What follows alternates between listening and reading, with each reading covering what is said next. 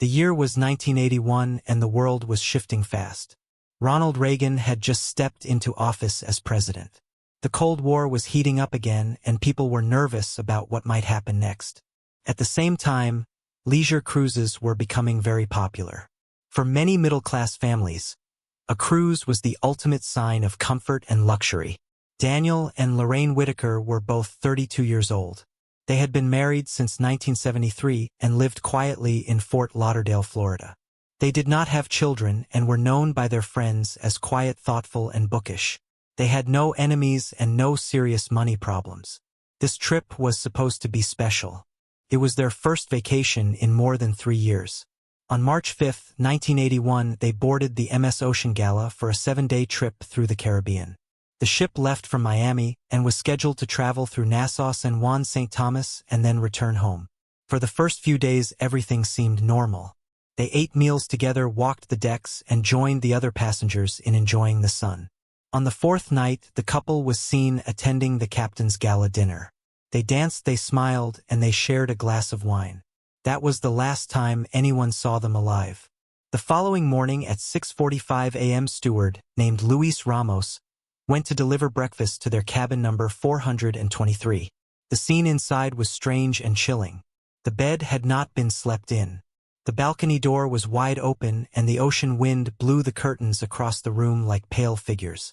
Their clothes were still neatly folded in the closet. Lorraine's handbag rested on a chair. Daniel's wallet sat on the dresser, but the cash was gone. Their passports were untouched in the drawer. Within 30 minutes, the crew had been alerted. A full search of the ship began. Every deck, hallway, storage room, and even the engine areas were checked. But Daniel and Lorraine were gone. The Ocean Gala was held in place at sea for 6 more hours while the authorities in the Virgin Islands were contacted. No one had seen the couple leave. No one noticed anything unusual after the dinner. The ship had cameras, but the system was old and very limited. The only useful piece of footage showed Daniel and Lorraine walking hand in hand at 11:08 that night heading toward the sun deck. That was the last clear image of them. After that, there was nothing. The company that owned the ship was Atlantic Pearl Lines. At first they worked with investigators, but soon lawyers became involved. Their official position was simple. They believed the couple had suffered a tragic accident and fallen into the sea. They insisted there was no sign of foul play. The company processed insurance claims and the ship soon resumed normal service. For most people, the incident faded from memory. But Lorraine's sister Emily Dawson did not agree. She told a reporter that Lorraine had been frightened before leaving for the trip. Lorraine had told her something was wrong. When pressed for details, Emily said only that Daniel had gotten involved in something and that the cruise was not just about rest and fun. That statement was never printed. The reporter who heard it, a man named Cal Fisher, died in a car crash only 2 months later. 6 months later, in late 1981, the Ocean Gala quietly updated its cargo records. Few people outside the industry knew that passenger ships often carried small sealed containers. These were usually luxury items, official papers, or other private goods transported under special contract. On that March voyage, one of these containers was listed simply as Private Transfer Diplomatic Seal Code 739A. There was no origin listed and no destination either. It was described only as a sealed metal container about the size of a coffin. It had been loaded onto the ship at Nassau and was supposed to be taken off at St. Thomas. But it never arrived. The container was marked as missing in transit and written off in insurance records with little explanation. A former crew member later said that everyone was told to pretend the container had never existed. If anyone asked, it was to be called a clerical error. But 2 security guards had been stationed near the container the entire first day. That same night, the container disappeared and Daniel and Lorraine vanished as well. 15 years later, in 1996, a researcher named Helen Moore was studying old cases of disappearances at sea. She wanted to write a book about mysteries that were never solved. While digging through shipping files in Florida, she stumbled across a ledger from Atlantic Pearl Lines. It had been misfiled and forgotten. In the ledger, she found the list of containers that had been aboard the Ocean Gala in 1981. Among the numbers was 739A, but here it was marked in red letters, removed mid-route due to incident. This note directly contradicted the official story that the container had been lost. Helen continued to search for more information. In one appendix, she found a customs report from San Juan, Puerto Rico. It recorded the arrival and immediate re-export of a sealed diplomatic container on March 9, 1981. That was the very day the Ocean Gala had been expected in port. This discovery raised chilling questions. If the container had truly been removed mid-route, then someone had secretly taken it off the ship. If customs had registered it in Puerto Rico, then it had traveled under official protection despite being marked missing in records. And if Daniel and Lorraine vanished on the same night that container was being guarded, then the connection seemed impossible to ignore. The story of the Whitakers became more than just a tale of two missing passengers. It began to look like they had crossed paths with something much larger. The cruise company denied everything and pointed back to their statement that the couple must have fallen overboard. But records continued to hint at secrets hidden under layers of bureaucracy. The sealed cargo, the red markings, the sudden disappearance of both people and container on the same night, these pieces never fit the picture of a simple accident. To this day, no one knows exactly what happened to Daniel and Lorraine. Some believe they were victims of a crime tied to whatever was inside the sealed container. Others think they discovered something they should not have seen. Still others cling to the official claim of a tragic accident, though the evidence tells a different story. The case of the Ocean Gala stands as one of the many unsolved mysteries of the sea. A young couple vanished without a trace. A container marked as private transfer vanished at the same time. And the truth was buried under paperwork silence and the endless waves of the Caribbean. The Ocean Gala arrived in St. Thomas on schedule. The container that was not supposed to be there showed up in the records. On the form, the person who signed for it was listed as Daniel Whitaker. But Daniel was already missing and within months would be declared legally dead. Nearly 20 years later, in October of 2000, the U.S. Navy was running a routine mapping mission off the coast of the Virgin Islands. A sonar operator picked up a strange metallic echo deep on the ocean floor. It was sitting 260 meters below the surface. At first, they thought it was just some wreckage or junk left over from another vessel. When they sent down a small unmanned sub, they saw the shape more clearly. It was a sealed metal container partly sunk into the seabed. Divers brought it back up. The object matched the exact size and build of a diplomatic-grade container. The serial numbers had been scratched away so no one could trace it. Around the rivets, there were faint stains of biological matter. Inside the container, they found pieces of electronics ruined by water and piles of documents that had been badly damaged. Mixed in with the debris were 2 wedding rings. Though corroded from years underwater, the engravings were still clear. One ring read Daniel and Lorraine, October 14, 1973. The other ring carried a simple phrase, "Come back to me." The container was taken under heavy security to a naval intelligence site in Key West, Florida. The official record called it an unidentified submerged object but labeled it non-hostile. Those who were present during the first inspection said the items inside seemed too organized. They looked like they were placed there with purpose but also looked incomplete, as if parts had been removed. Among the recovered items was a broken-down radio transmitter that looked almost identical to military encryption tools used in the early 1980s.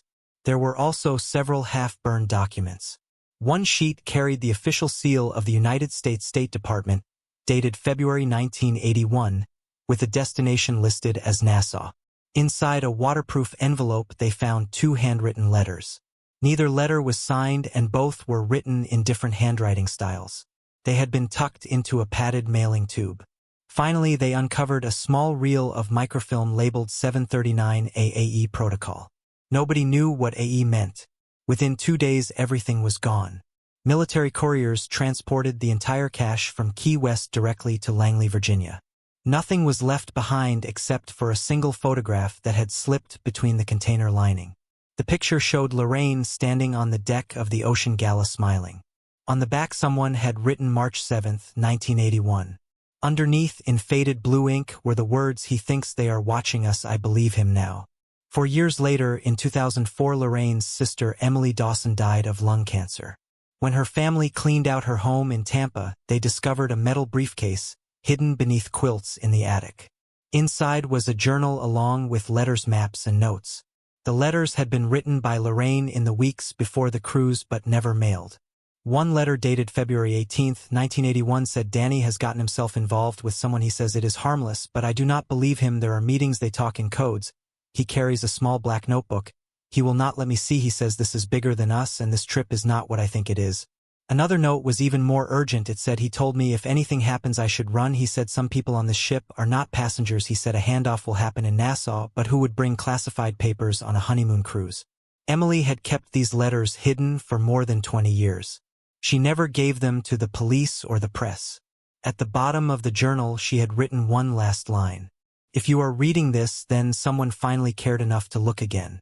In 2006, Cold War researchers made a discovery through a Freedom of Information Act request. They found mention of something long considered a myth. It was called Operation Blue Harvest.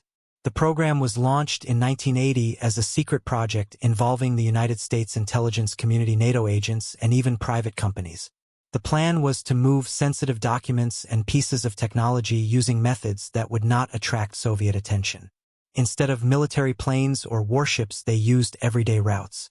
One of the chosen methods was private cruises.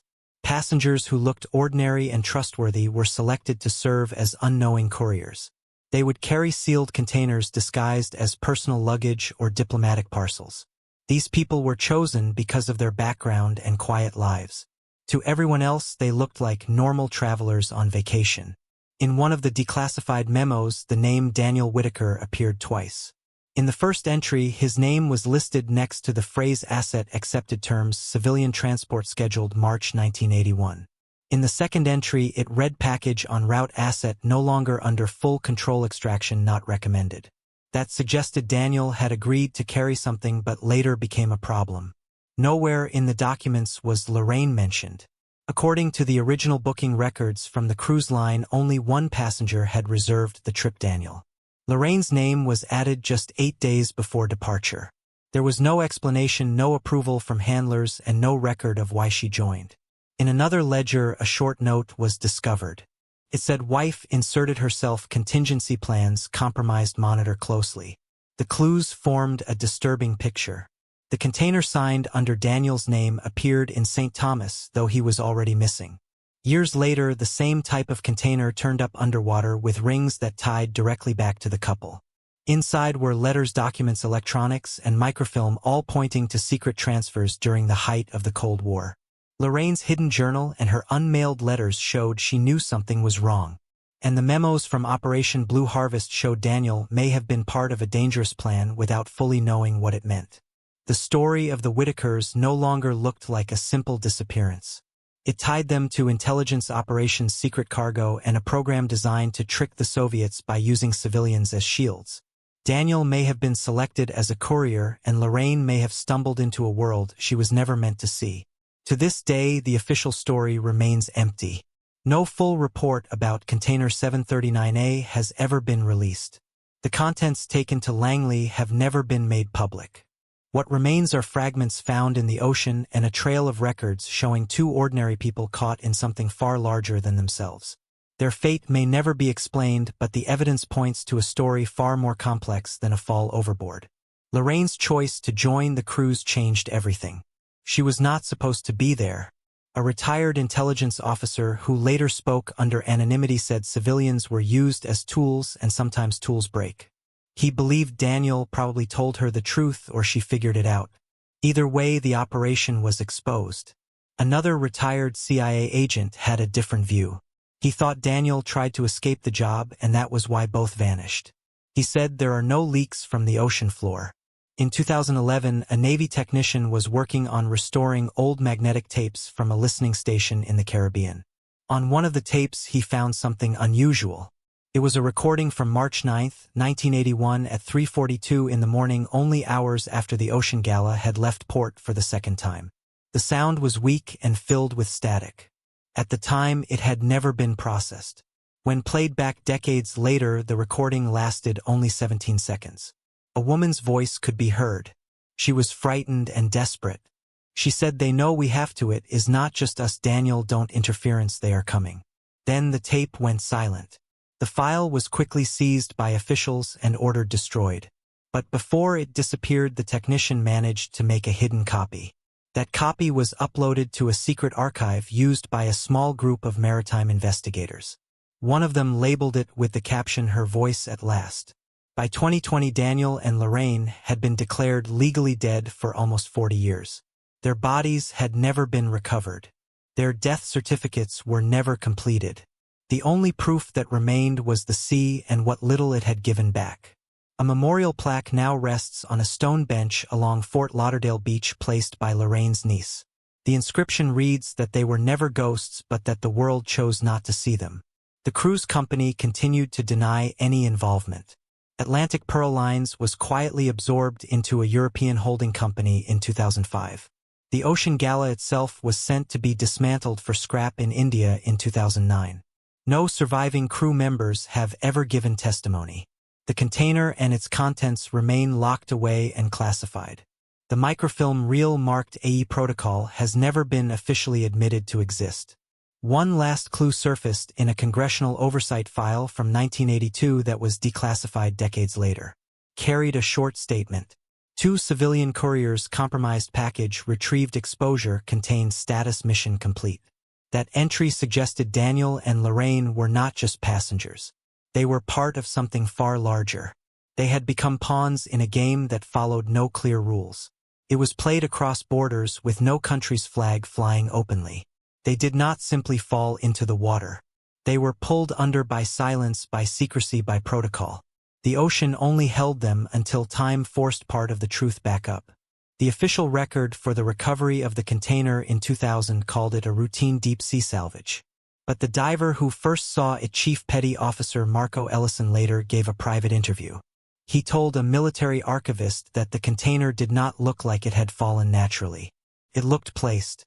It stood upright, flat on the sand, as though someone wanted to make sure it stayed sealed.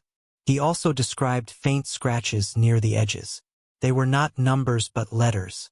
They read LWDW, no exit. When his account was later published in an old naval journal, Ellison was found dead in his garage. His death was ruled suicide.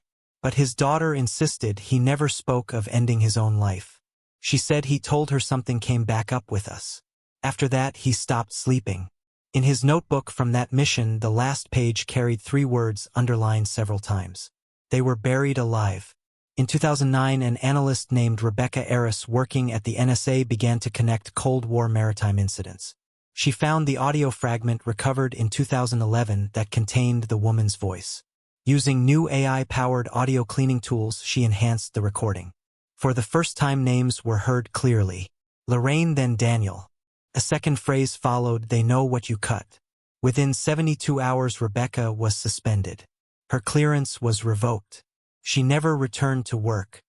Her father, who had once been a radar technician, later told a podcast that she had called him crying.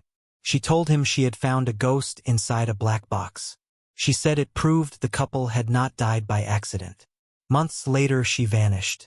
Her car was discovered near the Chesapeake Bay Bridge empty. In 2017, a journalist named Miles Hanley, who had spent over 10 years covering intelligence stories, received an anonymous envelope.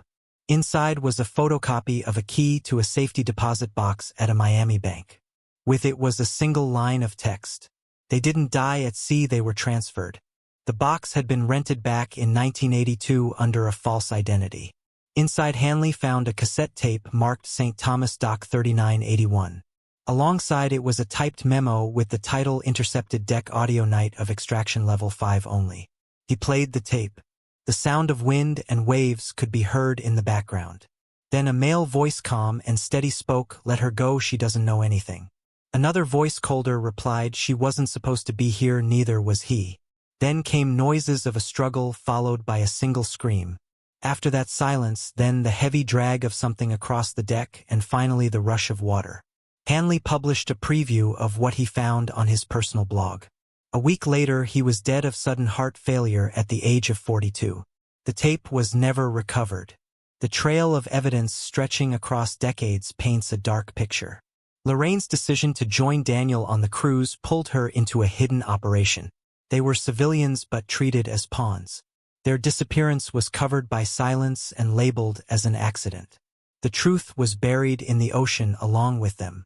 The scraps of letters, recordings, journals, and fragments that survived show that they were caught between loyalty secrets and powers much larger than themselves. The story that began as a missing persons case became instead a tale of Cold War shadows. A man and his wife swept into a secret program designed to hide sensitive material on ordinary cruises. What happened to them was never truly recorded, only hinted at in fragments. The ocean kept its secrets, but every now and then it let small pieces rise back up. In 2020, an old archive was declassified from the British Foreign Office. Inside was a cable that had been overlooked for years. It was sent from the United States Embassy in Nassau to London on March 11, 1981, just 2 days after Daniel and Lorraine disappeared. The subject line read "Complication at Sea, Civilian Asset Neutralized." Most of the words were blacked out, but one line was still visible. It said "Extraction aborted, observer removed, awaiting diplomatic clearance for cleanup authorization." When the British asked for the full version, the United States replied that the document had been destroyed in a fire in 1994. But a leak later came from inside the Canadian Security Intelligence Service. A whistleblower released a memo that pointed to the same event. It said that the United States had used a civilian ship run by Atlantic Pearl to carry encoded documents connected to AET protocol testing. It stated that Daniel Whitaker had been confirmed as the courier. His wife Lorraine was called an unintended variable. The memo ended with the line "Protocol required full silence." The stamp on the page read "Top secret, joint eyes only." No country has ever admitted that this operation was real. 2 years later, in 2022, Lorraine's niece Anna Dawson received a package in the mail. There was no name and no tracking number. Inside was a photo album that was burned and damaged by water. There was a gold bracelet with Lorraine's initials engraved. There was also a passport issued in 1978 for Daniel, but it had no stamps after 1981. At the back of the album was a final item. It was a faded photo showing 2 older people sitting beneath a palm tree near a beach. The man had his arm around the woman's shoulder. Both were smiling. Behind them was a small boat. Its name painted in white on the hull read "Exit Protocol."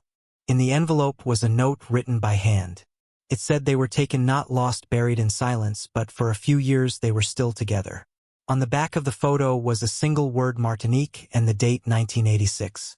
Soon after that delivery, a journalist named Clara Renner, who worked for the Atlantic Dispatch, began investigating the case again.